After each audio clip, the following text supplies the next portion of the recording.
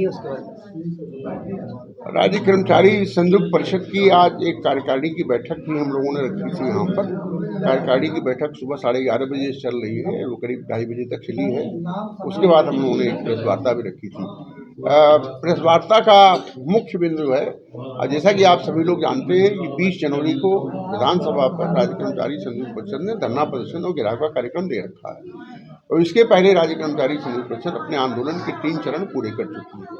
3 चरणों में पहले चरण में सभी कार्यालयों में जाकर के कर्मचारियों के साथ संवाद स्थापित किया है। दूसरे चरण में जिला स्तर पर धरना प्रदर्शन करके जिलाधिकारी के माध्यम से ज्ञापन भेजा है। तीसरे चरण में मंडल स्तर पर मंडी सम्मेलन, प्रेस गोष्ठी या विचार गोष्ठी के माध्यम से अपनी समस्याएं कर्मचारियों तक पहुंचाई हैं और सरकार के रुख को स्पष्ट किया है।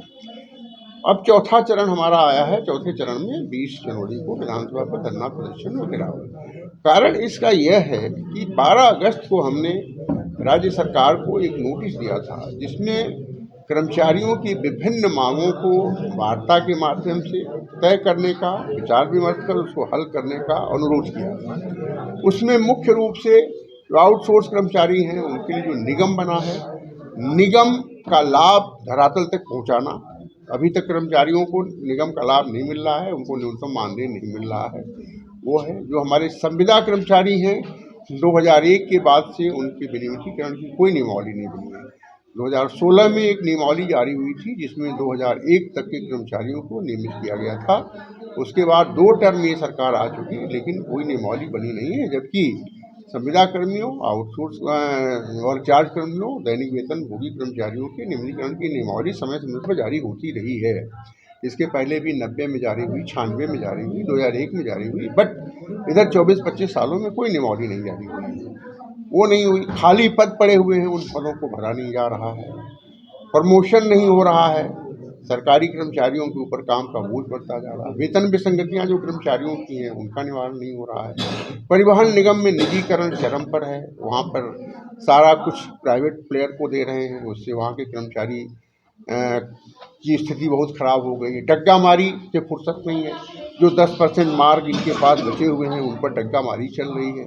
सरकार उस पर नियंत्रण नहीं कर पा रही है।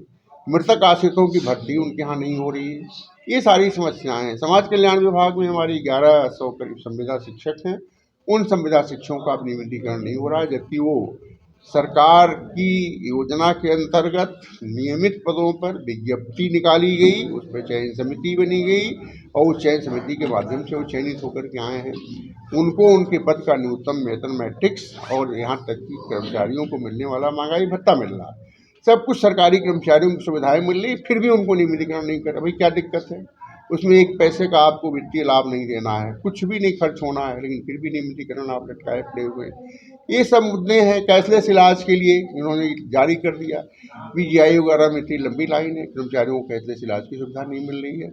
आशा बहुएं हैं, उनको जीने लायक वेतन नहीं, उनके लिए 18,000 न्यूनतम मानदेय की हम लोग बात कर रहे हैं। इन सब मुद्दों को लेकर के परिवहन निगम है, परिवहन निगम का एक छोटा सा पार्ट नगरीय परिवहन है, उसमें जो संविदा चालक प्रचालक हैं उनको निकाल दिया है। वहाँ आपने सब प्राइवेट बसें लगा दी हैं, वो बेरोजगार हो गए। इन सारी समस्याओं को लेकर के हम लोग बार बार सरकार से ये प्रयास कर रहे हैं, माननीय मुख्यमंत्री जी से भी अनुरोध कर रहे हैं कि इस पर आप ध्यान दीजिए और वार्ता करा करके समस्याओं का समाधान करिए। लेकिन सरकारी अधिकारी सरकार और कर्मचारी के बीच एक दीवार बनकर खड़े हुए हैं, संवादहीनता बनाए हुए हैं और उस संवादहीनता के चलते कर्मचारी और सरकार बिल्कुल अलग अलग होते चले जा रहे हैं। और यही सरकारी कर्मचारियों का हमें लग रहा है कि उद्देश्य है। चुनाव आ रहा है, इस चुनाव में हमको लग रहा है कि सरकारी कर्मचारी जो उच्च प्रशासनिक तबका है वो सरकार के हित में काम नहीं कर रहा है। बट हम लोग सरकारी कर्मचारी, हमें जनता के साथ जुड़े रहना है, जनता के साथ हमारी जवाबदेही है, सरकार के साथ हमारी जवाबदेही है। तो मैं आप लोगों के माध्यम से माननीय मुख्यमंत्री से अपील करना चाहता हूँ कि इन समस्याओं का संज्ञान आप स्वतः लें और जो आदेश सरकार के हैं उन आदेशों का अनुपालन किया जाए। कर्मचारियों की समस्याओं का समय से निस्तारण हो।